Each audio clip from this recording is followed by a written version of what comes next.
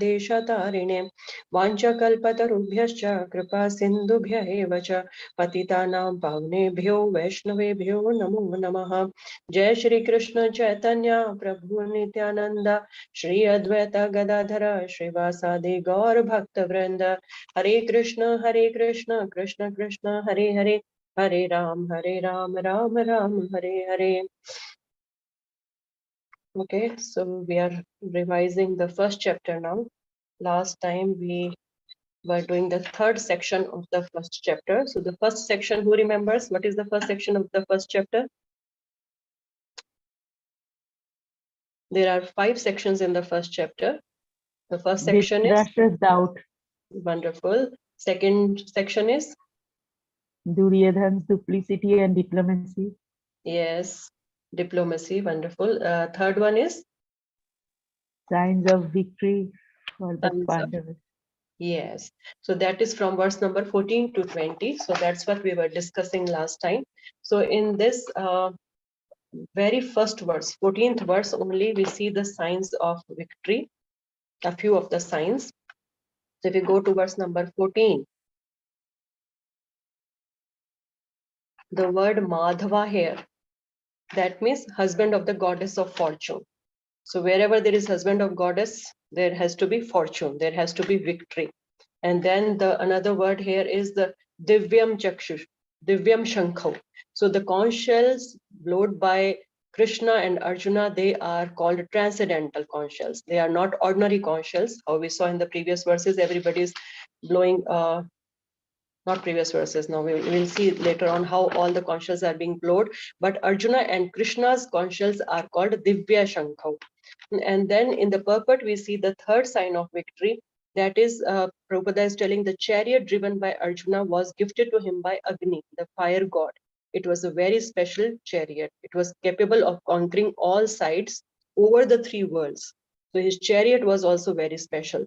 So these 3 signs of victory we see in 14th verse. And then the next sign, that is the 4th sign of victory, we see in verse number 20. Verse number 20, we see the emblem of Hanuman, no, Kapidhwaja, emblem of Hanuman on the flag of Arjuna's chariot. So that is also very significant. Acharyas help us to understand how this, signifies victory for Arjuna. So first of all, Hanuman is a great devotee of Lord Ram. So definitely he is going to bless Arjuna, help him, conquer the army. So Arjuna, on his behalf, we understand something from Arjuna's consciousness also here, that Arjuna is fighting for Krishna. And he is following the previous fighting Acharya, that is Hanumanji. Hanumanji has fought for Lord Ram. So any activity of the Vaishnava, they try to always pray to the previous acharyas. They seek blessings from the previous acharyas. So Arjuna is seeking blessings. He's seeking guidance. He's praying to Lord Hanuman to serve Lord Krishna, just as how he served Lord Ram and become victorious. So he is getting blessings of previous acharya, which is a sign, a very strong sign of victory. So whatever we do, we need blessings. So this is what we understand from Arjuna's consciousness here, and the sign of a Hanuman on the flag, emblem of a Hanuman. And also another reason quoted is that Hanuman, he kept the chariot grounded. Otherwise, the way the arrows were being fired at Arjuna, the chariot would have, left its place. It would have blown here and there. But the weight of Hanuman, it kept the chariot at the right place. It kept it intact. So these are the 2 significances of Hanuman's emblem. So these are the 4 signs of victory. We see 3 signs in the 14th verse and the 4th one in the 20th verse.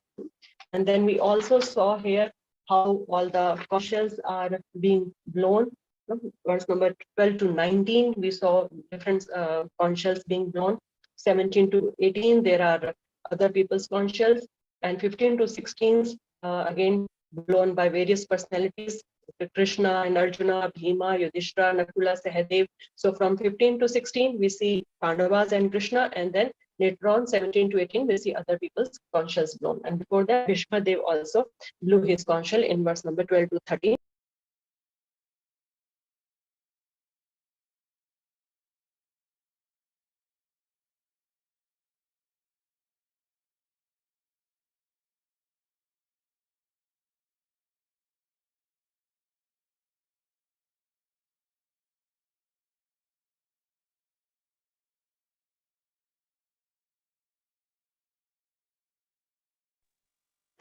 Hare Krishna. I think I lost connection. I am back now. Yes, ma'am. Hare Krishna. Yeah, okay. So we'll continue now with the third section. I hope everything is clear so far. 3 sections we have covered up. Now we are going to Krishna as Bhaktavatsalya or Arjuna observing the armies. So here in the verse number 21, 22, the significant word here is Achyuta. Arjuna is calling Krishna Achyuta. Achyuta means infallible, someone who doesn't fall down from his promise, from his love for his devotees. So that is why he's reminding Krishna that you are Achyuta. He's ordering him to take the chariot between the 2 armies, and he's calling him Achyuta. That means you never fail in affection for your devotees. And it also indicates, Prabhupada helps us understand that it also indicates one of the opulence of renunciation of Krishna. How he's not attached to the position of Godhead. That's why he's called Bhaktavatsalya. For his devotee, he can do anything. He never falls, he never fails in his promise to his devotees. He promised to become chariot of Arjuna. Now he is ready to do anything on his order. So renunciation, opulence of renunciation. What do we understand by that? That he is ready to renounce anything, not attached to even the position of Godhead. He is the supreme God, but is not attached to that also. This is actual renunciation. He is the topmost renunciant. The full renunciation is possessed by Arjuna, Krishna only. He is the supreme God. Everything belongs to him, but he is not attached to even the position of supreme Godhead.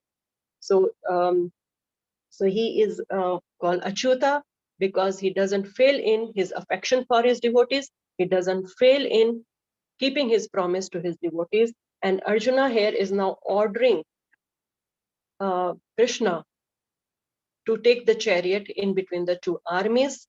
So that means Krishna now he is called Rishikesha, the controller of the senses, and he is going to control the senses of the Arjuna. Later on we'll see. But here Arjuna is becoming the controller and Krishna is becoming the controlled. That is again Bhaktavatsalya, bhav of Krishna. So Arjuna knows his position, but because Krishna had agreed or accepted to become his driver, he is ordering Krishna.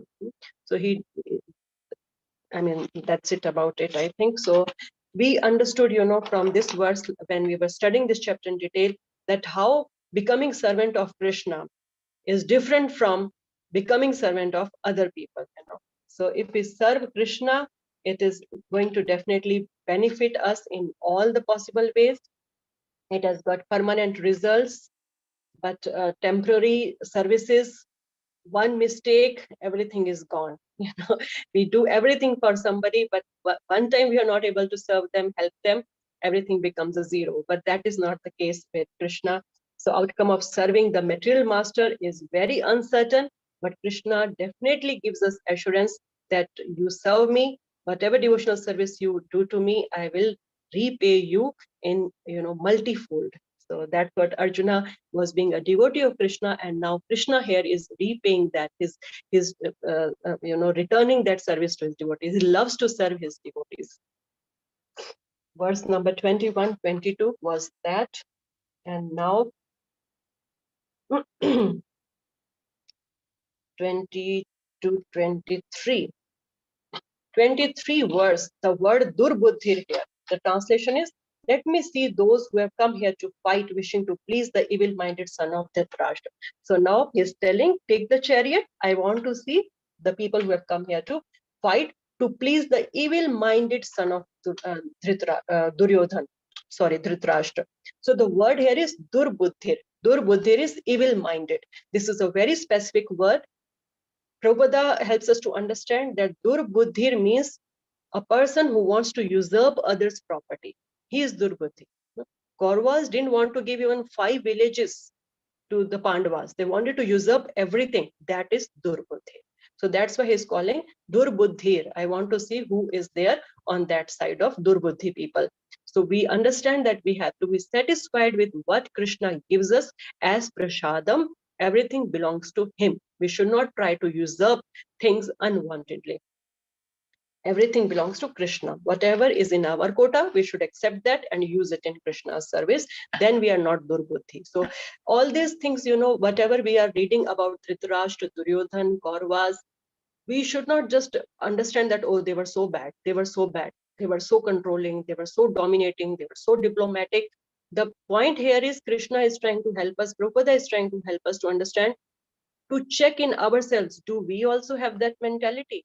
Do we have mentality like Duryodhana? Do we have mentality like Dhritarashtra? Are we being partial to somebody? Are we having controlling mentality? Are we trying to dominate over somebody? Are we not respecting our gurus properly? Are we just dictating them what to do, what not to do? We are considering ourselves the masters. So we need to check all those things in ourselves. That is the lesson for us, And we should not think, if we are talking about Kaurava side, bad people side, that means there's no significance of this chapter for us. We should only study about Pandavas and Krishna and all the good messages. It's not like that. Whatever is in relation to Krishna, that becomes devotional. It's not like a World War I or II.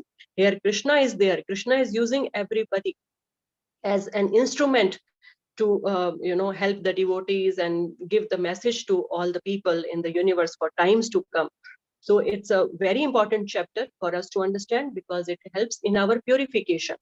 Do we have all these qualities? We need to check these bad qualities. Are we being Durbuddhi? No, we don't have to be. That is not pleasing to Krishna. So take everything in a positive way. This chapter is also very important. Rather, I heard Amrinder Prabhu saying that this is his favorite chapter because it helps us to understand so many things. Then moving on to verse number 24.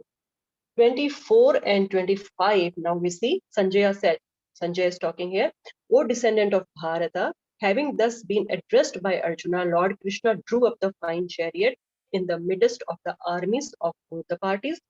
And then in the presence of Bhishma, Drona, and all the other chieftains of the world, the Lord said, just behold, Parth, all the Kurus assembled here. So these are all Sanjaya Uvacha. Sanjaya is telling Dhritarashtra what is happening here. Arjuna in the 24th verse is calling,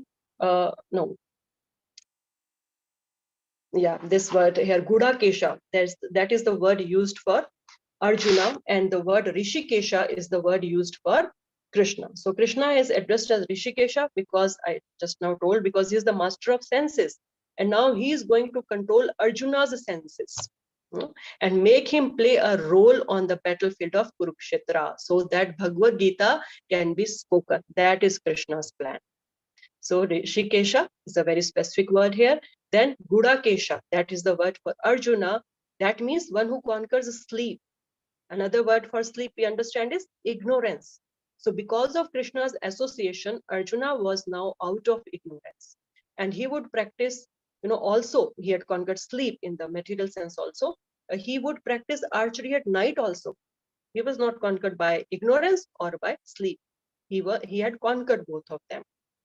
And how, we understand Krishna Surya Sama, Maya hai andhikar. Jahan Krishna taha nahi, Maya ra adhikar. Because he had association of Krishna, there was no place for Maya, there was no place for ignorance in his life. So if we take shelter of Krishna, we can also be out of ignorance. We cannot conquer our 5 to 8 hours of sleep, but we can conquer ignorance by being in association of Krishna by means of all these scriptures. Then in the verse number 25, Krishna is calling Arjuna Parth. First verse we saw Gudakesha and Rishikesha. Now here he is saying, just behold Parth, all the Kurus assembled here.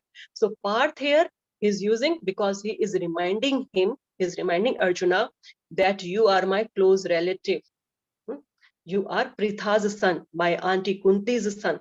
So you are my relative and you are also my good friend.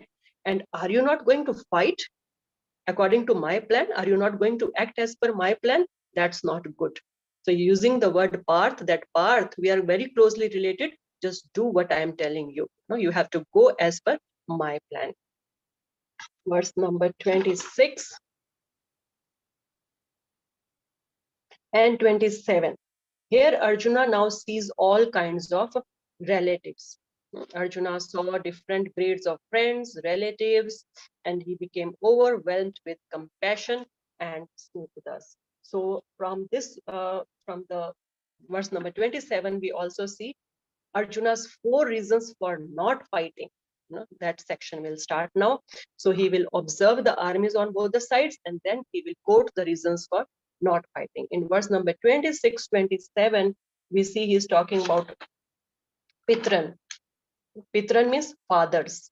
Then Pitamaha, grandfathers, Acharyan, teachers, Matulan, maternal uncles, Bhratran, brothers, Putran, sons, Potran, grandsons, Sakhims, friends, Shvasuran, fathers-in-law. Then is Suhradas, well-wishers. So Krishna is just, Arjuna is putting all these names that, oh no, all these people are there on the other sides. He's just watching them and he is overcome by compassion now. Verse number 27 is the first reason for his not fighting. When the son of Kunti, Arjuna, saw all these different grades of friends and relatives, he became overwhelmed with compassion and spoke thus. In verse number 28, now he's going to say, my dear Krishna, seeing my friends and relatives present before me in such a fighting spirit, I feel the limbs of my body quivering and my mouth drying up. So he is telling that this is the straight by seeing all the people because he's overcome with compassion for all of them.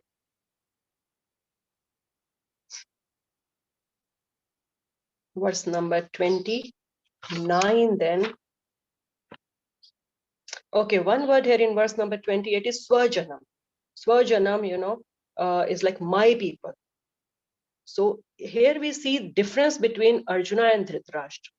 No, Dhritarashtra was saying, these are my and they are other people, Kauravas and Pandavas. He was differentiating between the two.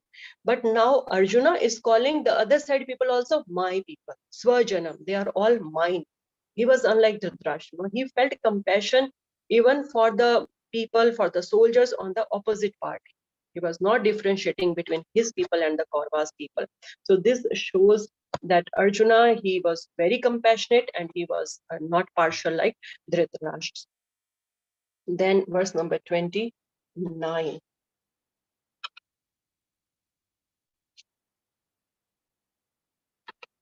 So 29, 30 also, we are just understanding about Arjuna's compassion for his friends and relatives.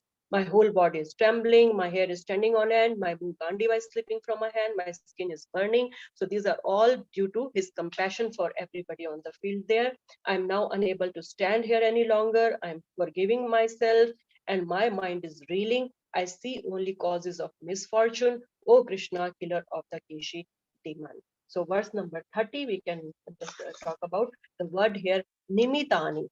Nimitani, vipritani. The second line, if you see the two words here, nimitani, vipritani. This is now the next reason for not fighting. Nimitani, vipritani means the result is, the result will be opposite of what you expect or what you think.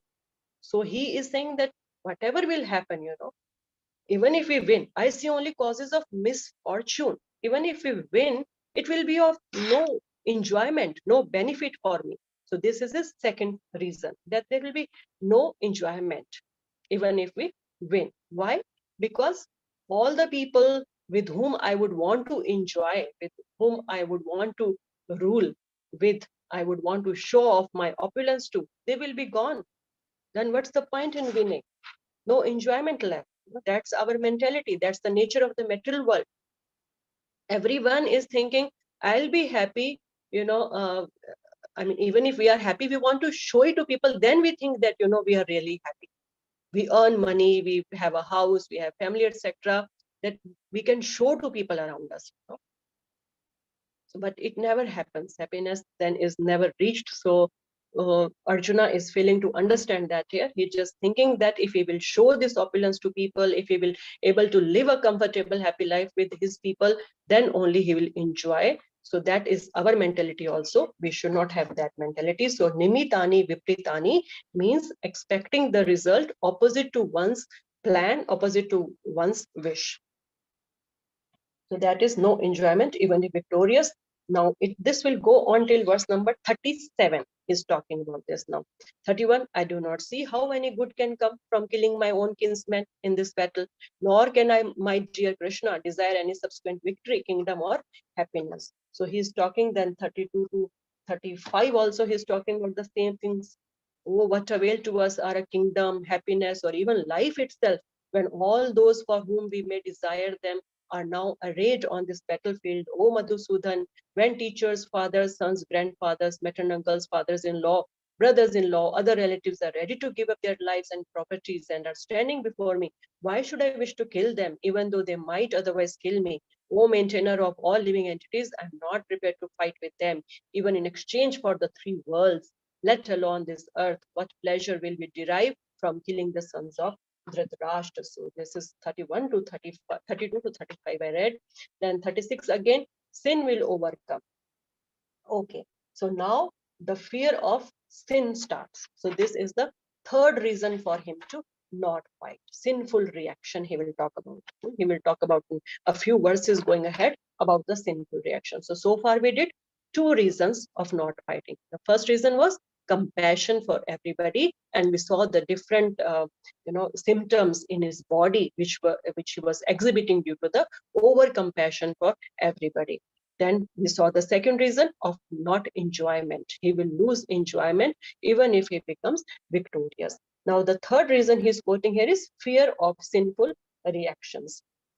Verse number 36, sin will overcome us if we slay such aggressors. Therefore, it is not proper for us to kill the sons of Dhritarashtra and our friends. What should we gain, O husband of the goddess of fortune, and how could we be happy by killing our own kinsmen? So, papam eva shrad asman, hatvetan atyatinaha. So, papa will overcome us.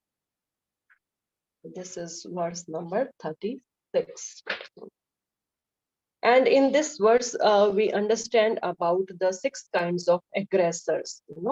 What is sin, what is not sin, we need to understand. He will say, if we listen to Arjuna, we think that, yeah, he's right, why he has to commit the sin, killing so many people, so many women will become widows, so many kids will become orphans. So why we should do that? Okay. So we understand there are 6 kinds of aggressors. If they are killed, we don't incur any sin. The first aggressor is one who gives poison. Second is who sets fire to house. Third is who attacks with weapons. Fourth is who plunders your riches. Fifth one is who occupies the land. And sixth one is who kidnaps somebody's wife. They should be killed at once, and there is no sin in doing so. It is mentioned in Manusmriti. So here, these Kauravas, Dhritarashtra side, they had done everything. They had given poison, they had set their house on fire, they attacked them with weapons, they have plundered their riches, they occupied their land, and they tried to kidnap their wife also. So they had committed all kind of aggressions, and now killing them is not a sin. Arjuna is not understanding that here. Then verse number 37, 38. These greedy men see no fault.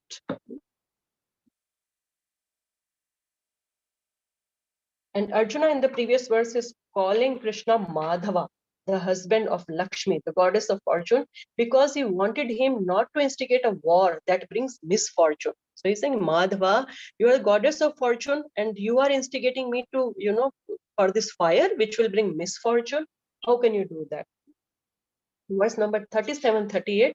O Janardana, although these men, their hearts overtaken by greed, see no fault in killing one's family or quarreling with friends, why should we, who can see the crime in destroying a family, engage in these acts of sin? So now he's talking about the fourth reason, destroying the family, destruction of dynasty. So that is the next reason now, fourth reason for not fighting. Kulashya, quarreling with friends, that is mithadroha, and lobha pahata chetasaha. They are overtaken by greed. Lobha pahata chetasaha. And we should not become mitra droha. Kulashya, this will kill the family. So we should not engage in this fight. Verse number 39, 40, 41, he is just talking about the series of consequences of destruction of dynasty. That this is about Kulashya, killing the family. And if that happens, then what will happen? Verse number 39, with the destruction of dynasty, the eternal family tradition is vanquished, and thus the rest of the family becomes involved in irreligion. Kulakshe pranashati kul dharma sanatanaha. Dharme nashte. Dharma nashta ho jayega. Irreligion will spread everywhere then. And then verse number 40, he is talking about next consequence. When irreligion is prominent in the family, the women of the family become polluted. And from the degradation of womanhood, O descendant of Vrishni, comes unwanted progeny. So first he said that Kulashya, destruction of the dynasty se kya hoga? Pranshanti kula dharma. Family traditions will stop.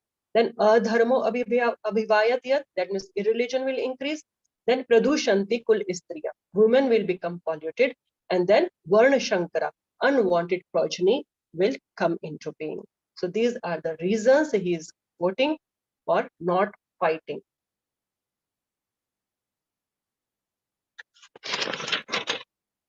Then we have, okay, till 43, he's just talking about that now.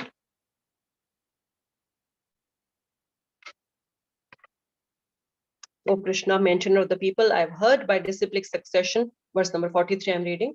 I have heard by disciplic succession that those whose family traditions are destroyed dwell always in hell. Narke niyatam vasho. So their ancestors, they will just be dwelling in nark, in hell all the time.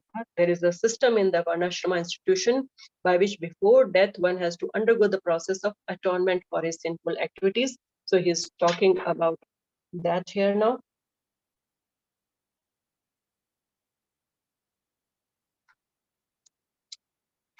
Prayashchita. One who is always engaged in sinful activities must utilize the process of atonement called prayashchita.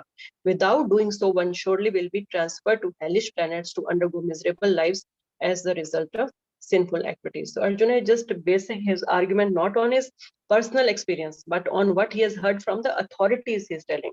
I have heard by disciplic succession that this is what happened to the people whose family traditions are destroyed. So I don't want my family traditions to be destroyed. And verse number 44, he is saying, how strange it is that we are preparing to commit greatly sinful acts driven by the desire to enjoy royal happiness. We are intent on killing our own kinsmen. So he is considering it as an atonement, prayashchit, for the sin of thinking of killing relatives. How can I do that? How can I think of enjoying by killing all of them? So he's doing that prayashchit. Verse number 45, again he's saying, better for me if the sons of Dhritarashtra, weapons in hand, were to kill me unarmed and unresisting on the battlefield. They want to be attacked. So all these symptoms are due to the soft-heartedness of Arjuna. These are the signs of a devotee. So we understand in verse number 46 also, what are the qualifications for understanding Bhagavad Gita? What are the qualifications for getting enlightened? Sanjay is telling in verse number 46, Arjuna, having thus spoken on the battlefield, cast aside his bow and arrows and sat down on the chariot, his mind overwhelmed with grief. In the purport, Prabhupada is explaining, such a kind and soft-hearted person in the devotional service of the Lord is fit to receive self-knowledge. So when our heart is compassionate, it is what you call that paradukha dukhi. We can't see anybody in grief, especially due to us. We can't even imagine enjoying by controlling them, by conquering them. And we that kind of heart, the soft heart, is fit to receive the self-knowledge, not the cruel, the hard-hearted persons like Dhritarashtra. So from Dhritarashtra's behavior, from Arjun's behavior, from both the sides' characters, we have so much of learning for our own purification. We should not say those people are bad, these people are good. Krishna has put everybody in a position for some plan, for our understanding, for our purification. We have to see that we are not becoming Dhritarashtra, we are becoming Arjuna. So that's all about the first chapter. We saw now in the last section the reasons for not fighting. What were the reasons? Anybody want to quote? There are 4 reasons of Arjuna for not fighting in this chapter. One reason we will read in the next chapter. The first reason was being compassionate to its friends and relatives. yes. Second reason is Second reason, with whom will I, after even if I win this war, whom will I enjoy with, whom do I show my opulence? The second reason. yes, yes, wonderful. Third reason is Sin will overcome. Fear of sin yes, will overcome. yes. Then the fourth reason is Destruction of family tradition. yeah, destruction of dynasty, and then because of that, what all will happen? Family tradition will stop, and irreligion will spread, and then women will become polluted, and then there will be unwanted progeny. There will be unwanted children in the society. That is one Shankara. So these 4 reasons is quoting.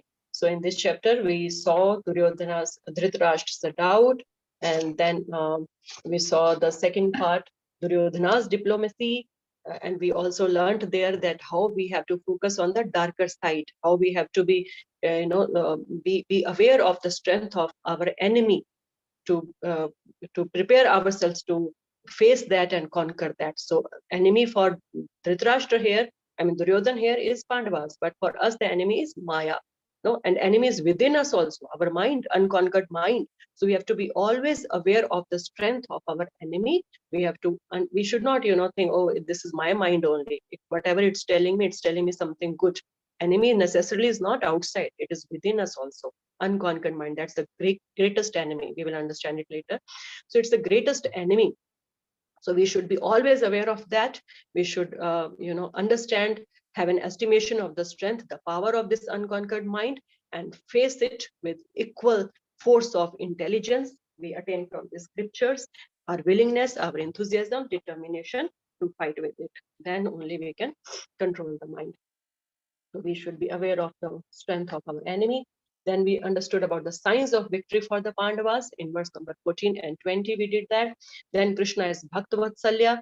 We studied from verse number 21 to 27 how is ready to take the chariot by the order of Arjuna in the middle of the 2 armies. And another point here is Krishna, by his plan, he took the chariot not just right in the center of the 2 armies. He took it in front of Bhishma and Drona, because he wanted to instigate that compassion. He wanted to prepare the scene for fight, for speaking Bhagavad Gita. That Arjuna, by seeing them, he'll be overcome by compassion, and then he will give reasons for not fighting, and then Krishna will be able to speak Bhagavad Gita. So he took the chariot in between the 2 armies, right in front of Bhishma and Drona, not anywhere else. And then we saw Arjuna's reasons. So that definitely instigated compassion, and he gave these reasons for not fighting. Now we move on to chapter 2, contents of the Gita. Summarize. This is another important chapter and very Hare Krishna, Mataji, I have a doubt, Mataji. Yes. Mataji, can you please explain that Viparitani, like expecting result opposite one's plan, like Krishna has planned for the Arjuna to fight, but Arjuna is expecting otherwise. That mean, Mataji? Viparitani. Yes, madam. Yes. So it means the result is opposite of what one expects. So Arjuna is expecting that I want to win, but I want my family around me. I want to enjoy. But he is saying that everything will result in frustration only. Even if I win, I will be frustrated. This will be no happiness for me. There will be no welfare for anybody in this. So what is the point in killing these, demonic mentality Dhritarashtra and Duryodhana and his brothers. So there is anyways, for some welfare, we are planning to kill them. But if we kill them, so many people will be killed, our family tradition will go and sin will incur and everything. So anyways, there'll be no welfare. Why do we have to do it? So this actually means that when a man sees, only there is frustration in his expectation. He thinks, why am I here? Everyone is interested in himself, right? His own welfare. No one is interested in the supreme self. So Arjuna here is showing ignorance of his real self-interest. Of course, by Krishna's will, he is showing ignorance that there is no interest for me. Real interest, of course, lies in serving Krishna. We should do what Krishna is willing us to do. But he is thinking what I want, that should be done. That should be the result. If that is not the result, then it is nimitani vipritani. The result will be opposite to what I expect. I want to have a kingdom, but with everybody around me. So I don't see any good. There is no shreyas from this fight. Shreyas is long-term benefit. And prayas is short-term benefit. So there's no long-term benefit in this. Why do you have to fight? So he doesn't see any long-term benefit in this. He's reluctant to kill his enemies also. So that is the only thing we understand from here, nimitani, vipritani. So of course, it is not viprit to what Krishna is willing. Viprit means opposite. So it is not viprit to Krishna's wish, but it is viprit to Arjuna's wish. So Arjuna is talking all this. This is out of ignorance he is saying this, because we have to, of course, expect the result which is according to Krishna's wish. Not, viprit to Krishna's wish, but he is talking about his viprita to his wish now. Okay, ma. Okay. Mataji, one more doubt. You said like mind is our greatest enemy. We need to conquer mind. Apart from mind, even our 6 anarthas, even that is an enemy, no, Mataji. Like along with it, that lust, anger, greed, pride, envy, all those things. Yes, Mataji, definitely. If we conquer the mind, then those things also get conquered, right? Okay. Mind plays with us and helps us exhibit all those things. Mind will tell how somebody could, dishonor you in this situation. Then anger comes. Mind will tell us, you need to enjoy this thing. Then lust comes. Okay. So everything, the root cause is mind. If mind is under control, then we can overcome the anarthas and we can use them in Krishna's service rather. Anger, we will exhibit, but we will exhibit it for Krishna's service. Okay. So it's a simple chapter, but we get some important lessons here. And Shreyas, Prayas also, I think I missed those 2 words. That is long-term benefit and short-term benefit. Shreyas is long-term, so we should consider long-term benefit. Like in kids go to school, Prayas is that they just want to have playtime in sandbox. They will play with this clay, making toys and all.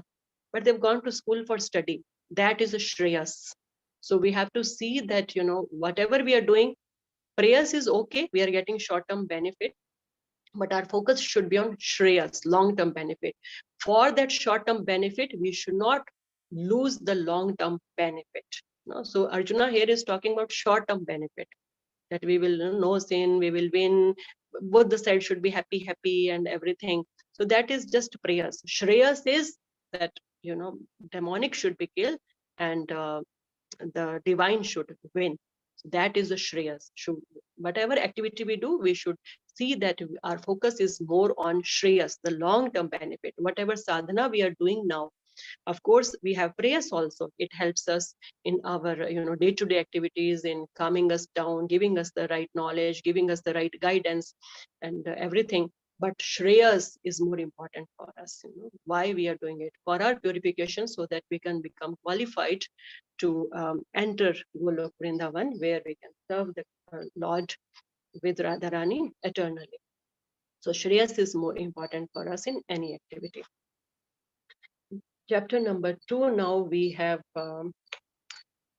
again 5 sections in this chapter. The first section is, we will see Arjuna will surrender to Krishna. He will quote one more reason now, and then he will surrender to Krishna, verse number 1 to 10. Then verse number 11 to 30, Krishna will talk about Gyan or the Sankhya Yoga, that is analysis of body and soul or matter and spirit. Then Krishna will talk about Sakam Karam Yoga, that is performing one's prescribed duties. That gives enjoyment. You expect a result for enjoyment. You are doing your prescribed duties. That is Sakam Karam Yoga. Then Krishna will talk about Nishkam Karam Yoga from verse number 38 to 53. Here, Nishkam Karam Yoga in some verses is also mentioned at Buddhi Yoga. So that means one is detached from work, he's detached from the result of the work. He is just performing his duties. Verse number 54 to 72, then Arjuna will question about a Siddhir Muni. Who is this Siddhir Muni? What are his qualities? A person on the liberated platform. So how does he walk? How does he talk? And all those questions he will put. And Krishna, by telling him all this about all these yogas, he will answer his questions also. The reasons which he had given for not fighting, Krishna will now counteract all of them. So first we see how Arjuna will now surrender. So verse number 2.1, it again begins with Sanjaya Uvacha. Sanjaya said, seeing Arjuna full of compassion, his mind depressed, his eyes full of tears, Madhusudan Krishna spoke the following words. So here Krishna is called Madhusudan by Sanjaya. Madhusudan, Prabhupada is explaining, Lord Krishna killed the demon Madhu. And now Arjuna wanted Krishna to kill the demon of misunderstanding that had overtaken him in the discharge of his duties. So we see in every verse, the usage of these words to address is also so significant. And from verse number 2, now first time Krishna will speak in Bhagavad Gita 2.2, Shri Bhagwan Uvacha. Kutastva kashmalam idam vishame samupastitham anarya jushtam aswargyam akirtikaram Arjuna. God said, my dear Arjuna, how have these impurities come upon you? They are not at all befitting a man who knows the values of life. They lead not to higher planets but to infamy. So Krishna is calling him Anarya Jushtam Aswargyam akirtikaram Arjuna. They will bring you a kirti. They will bring you infamy. What words are you talking? Okay.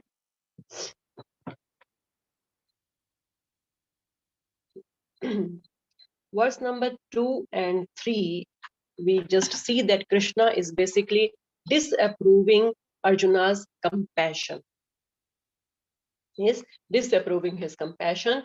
So he's verse number 3 also. I'll just read the translation first. O son of Pratha, do not yield to this degrading impotence. It does not become you. Give up such petty weakness of heart and arise, O chastiser of the enemy. So Krishna is kind of chastising him. He begins speaking in Bhagavad Gita by just chastising Arjuna.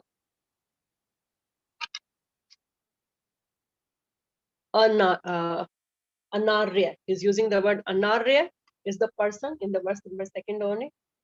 Anarya Jushtam. Anarya means one who doesn't know the purpose of life. Arya is one who knows the purpose of life, that is self-realization. Anarya is the person who doesn't know. So he's calling him Anarya. That are you Anarya? You don't know the purpose of life. You are just showing compassion for all these petty things. And verse number 3, he continues his chastisement of Arjuna. He says that your activity is not like a Kshatriya. It's not what is that? Shudram Hridyam Dorbalyam. That weakness you are showing, Durbam Hridyam. Your Hridaya is not good here. A Kshatriya doesn't show all these signs. Not real. This is not real compassion. This is not the principle of dharma. It's simply the weakness of your heart, the weakness of your mind due to bodily attachment. So it's neither compassion nor mercy nor dharma. So you better give it up and fight. Give up such petty weakness and heart and arise, get up and fight. So he's chastising him and he's counteracting his compassion, that this is wrongly placed compassion. Compassion only on the bodily platform. What are you talking about? This is no dharma you are talking. And in the 4th verse, then Arjuna argues, how can you expect me to attack these worshipable personalities worthy of being offered flowers and not these sharp arrows? And he's calling him again, O killer of Madhu, that you kill only demons like Madhu. And you want me to kill my relatives? They are not demons for me.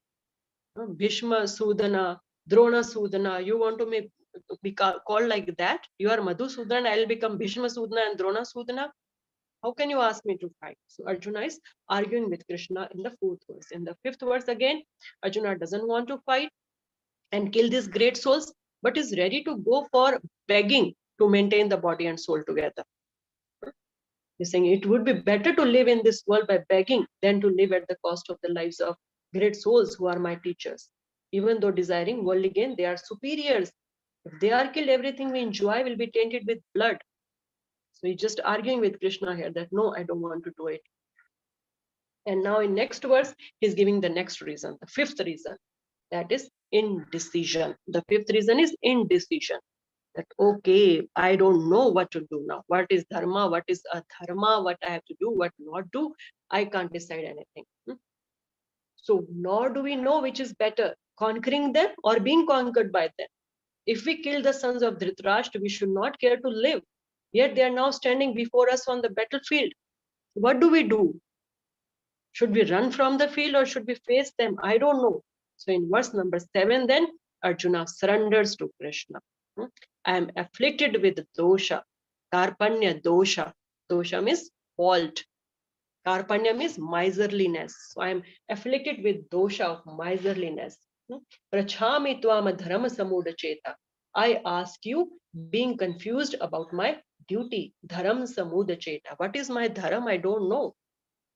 Yashreyasya nishchitam bruhitan me. Tell me for certain what is best for me.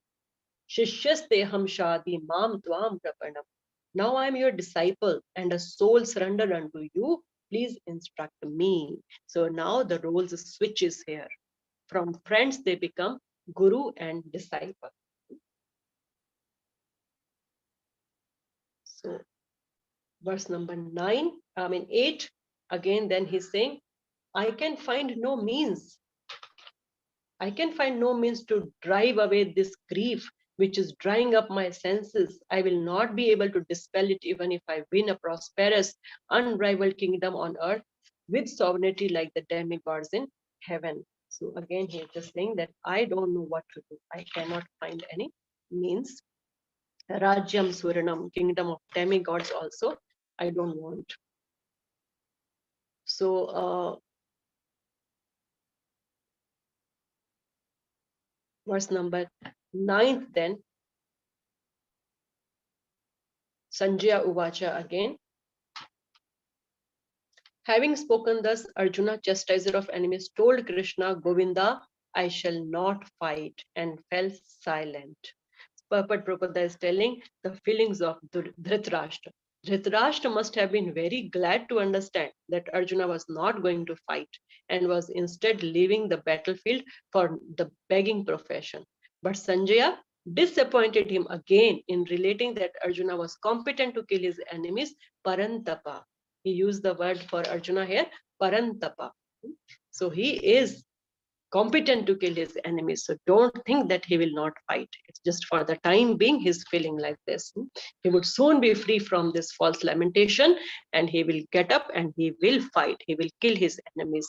So Sanjaya is forecasting Pandava's win, but Dhritarashtra is becoming hopeful. He is feeling glad that Arjuna will not fight now. Verse number 10, we see how Krishna is smiling here now. O descendant of Bharata, at that time, Krishna, smiling in the midst of both the armies, spoke the following words to the grief-stricken Arjuna. So smiling because friend had chosen to become the disciple. So Krishna just smiled mildly and then he started instructing Arjuna. Now he's playing the role of a guru here now. Shri Bhagavan Uvacha, verse number 11. So 11 to 30. Okay. So this is now the next section where Krishna will talk about analysis of body and soul or matter and spirit. It's called Jnana Yoga and Sankhya Yoga. So Krishna addresses the first concern of Arjuna, due to which he did not want to fight, that is compassion. So Arjuna felt compassionate towards the fighters of both the parties. And Lord Krishna, in verse number 28 and 30 in this section, he instructs Arjuna to give up unnecessary lamentation by understanding that the spirit soul is eternal and the material body is perishable, and he will encourage him to fight. So verse number 28 and 30, he will question that, he will counteract that. So verse number 11 now, don't lament unnecessarily. Asochanano sochosvam pragyavadam bhashase. You are mourning for what is not worthy of grief while speaking learned words. Pragyavadam cha bhashase. Gata suna gata suncha nanu shochanti pandita. The wise lament neither for the living nor for the dead. So Arjuna here, Krishna is, kind of, again, this is chastisement only. The wise lament neither for the living nor for the dead. So Arjuna was not being wise because he argued that Dharma Shastra, the religious principle is greater than Artha Shastra, that is politics, sociology. But he did not know that Jnana Shastra, the knowledge of matter and soul, that is even greater. So he was not being wise. He was trying to show that Dharma Shastra is greater than Artha Shastra. I know that. But he did not know about Gyan Shastra. So Krishna will give him Gyan here. Gross body, subtle body, soul. He will tell him about all these things. Verse number 12 then. Never was there a time when I did not exist, nor you, nor all these kings, nor in the future shall any of us cease to be. So Krishna is again telling him that Krishna is the supreme, eternal amongst all the eternal beings, and is the maintainer of all individual living entities, both in their condition and the liberated states. And he's telling that there was no time when you were not there, I was not there, or these other people were not there. So everything has been there and will be there. So he's just talking about that gross body, there's destruction for the gross body is inevitable. It will be destroyed by any means. If you don't kill, they'll be killed by some other means. Subtle body is indestructible. And soul, it is eternal. So subtle body, since it's indestructible, when the gross body changes, it just goes in that body. And soul, it is eternal. So he's just trying to give him again all this knowledge that soul is eternal and we all are soul. There was no time when we did not exist. And in verse number 13, he's talking about change of the body is natural.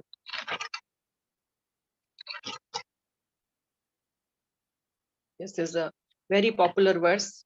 If we ask a small kid also, they will quote this verse first of all. So Krishna here is telling that, first of all, the important word here is dhira. Dhira is a sober person who has perfect knowledge of the constitution of the individual soul, and then the super soul and the nature. Nature means both material and spiritual. That person is a dhira. Who is a dhira? Who has perfect knowledge of the soul, the super soul, and the nature. Nature includes both super soul and material and spiritual nature. So, and this change, it is inevitable. These are the stages mentioned here. The soul, the soul passes through the body. It takes birth, and then it grows, and then it gives birth, and it stays for some times, and it dwindles, and it dies.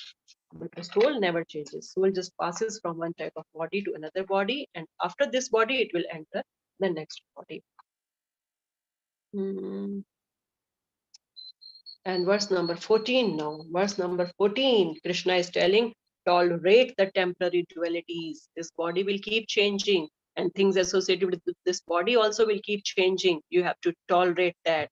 Matra spashastu konteya shito ushan suktakda agma paino anityas tam stitikshva bharata. So it's again a very important verse for us to understand. Arjuna may now give the argument that my relationship with Bhishma and Drona is through their bodies. In the previous verse, Krishna said that we are not this body, understand the nature of the body. Body will change. Dhira doesn't lament for all that. The sober person doesn't lament. But now Arjuna may give the argument that my relationship is with Bhishma and Drona through their bodies. Even if the soul is eternal, my relationship will be broken. So it is a cause of lamentation for me. They may get another body, but I will not have any access to that body. So what to do? So then Krishna is telling, tolerate. That's what we all have to learn. Things are there which we don't want to lose. No, we are so attached to them, but we do lose them. That's inevitable. Destruction of all these things is inevitable, but we have to tolerate. That is, that is, the experience. We experience dualities in this world and we suffer. Contact of the senses with the sense objects gives us so many types of pleasures, and when we don't get that, we lose that, we suffer. So we have to tolerate all that. Perception of happiness and distress is just because of the senses which come in contact with the sense objects. Matra sparsh astu kaunteya. Sparsh hoga, contact hoga, so we get that happiness. When we don't get it, we are in distress. So we need to understand what is real happiness. Just this contact of sense and sense objects.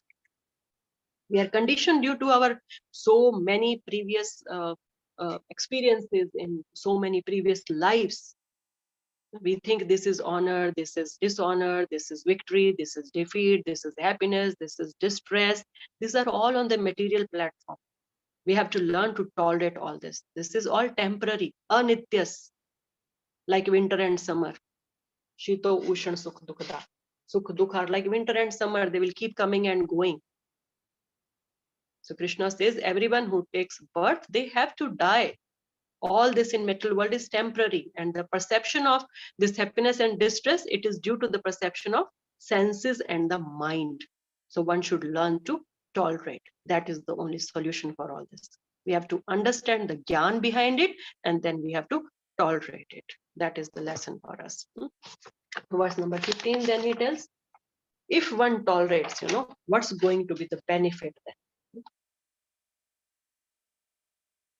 O best among men, Arjuna, the person who is not disturbed by happiness and distress and is steady in both is certainly eligible for liberation.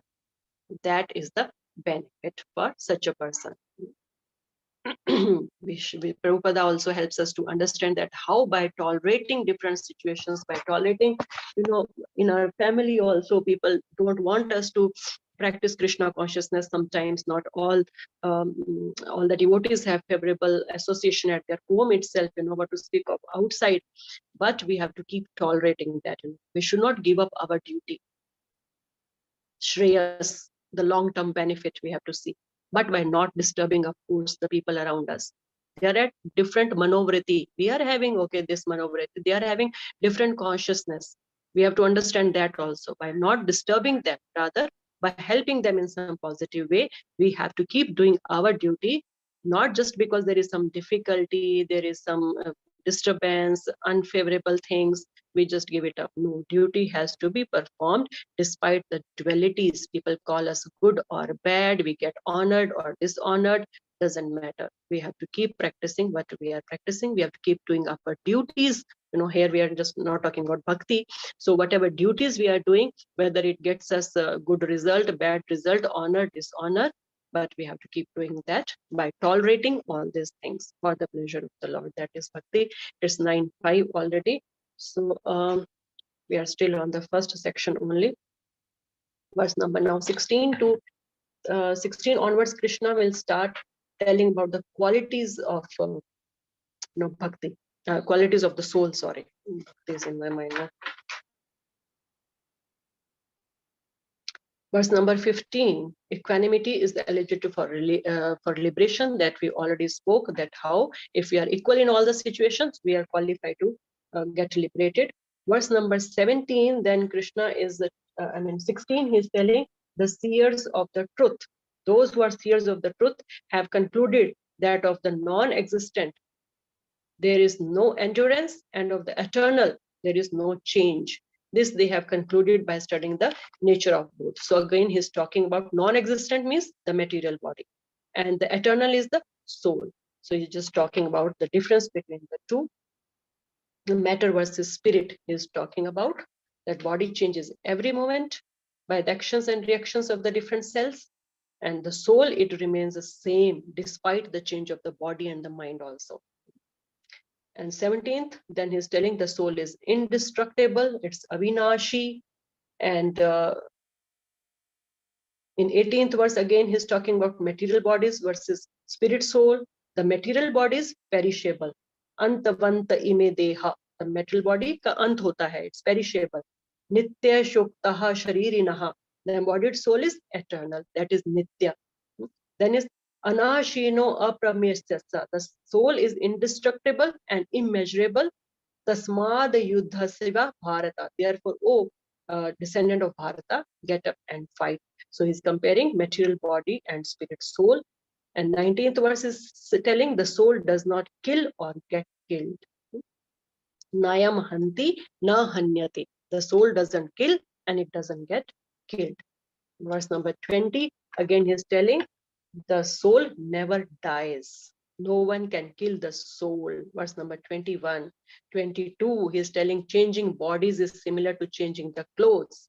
Vasam shijirnani yatha vihai navani grhanati naroparani tatha sharirani vihai jirnani anyani samyati navani dehi. So it is like a new body, means like wearing a new dress. Don't worry about this. 23 to 25, then he just tells about the properties of the soul. Nayanam chindanti shastrani, cannot be cut by weapons. Nayanam dahati pavaka, cannot be burnt by fire. Na chayanam klidyantapo, cannot be moistened by water. Na shoshyati maruta, cannot be withered by wind. Achedhayo ayam adhayo ayam is unbreakable and cannot be burnt. So like that, Krishna is telling different properties of the soul. It is insoluble, cannot be dried, it is everlasting, it is immovable and eternally the same. It is inconceivable, it's immutable or without any changes. So knowing it to be thus, you should not grieve for the body. So this is Gyan Yoga. Krishna is telling everything about matter and spirit, body and soul. So I think we can stop here. The purports and all in detail you will have to read on your own. So this is the analogy. If somebody asks us what is the analogy Krishna gives, for the soul changing its body, then it is verse number 22. Vasam sijirnani yatha vihai. So this is like changing the dress by a person. Okay, so we understood about the qualities of the soul. And yeah.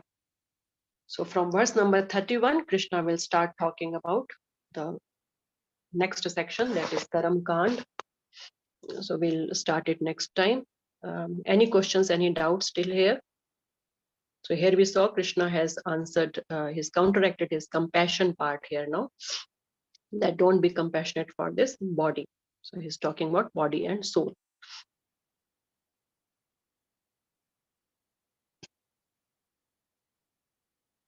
Any suggestions, anything? Are we going too fast or too slow? Or you want me to take it differently? Anything, please let me know, because we have just started. So going forward, we can make some changes if you desire so. Is it helping you in recapping the chapters, or do you want some? It's helping a lot. Okay, okay. Because we have studied it in detail earlier. Now we are just taking a glimpse of the chapter. Wherever I see there is something important, we can just talk about it. So it might be slow sometimes, might be a little faster, but we'll try to do it this way only. Okay, thank you so much, everybody. Just try to read the purports on your own. And if you have any questions, any point you don't understand, we can talk about it in detail. That's not a problem. So Hare Krishna, have a great week ahead. See you on next week.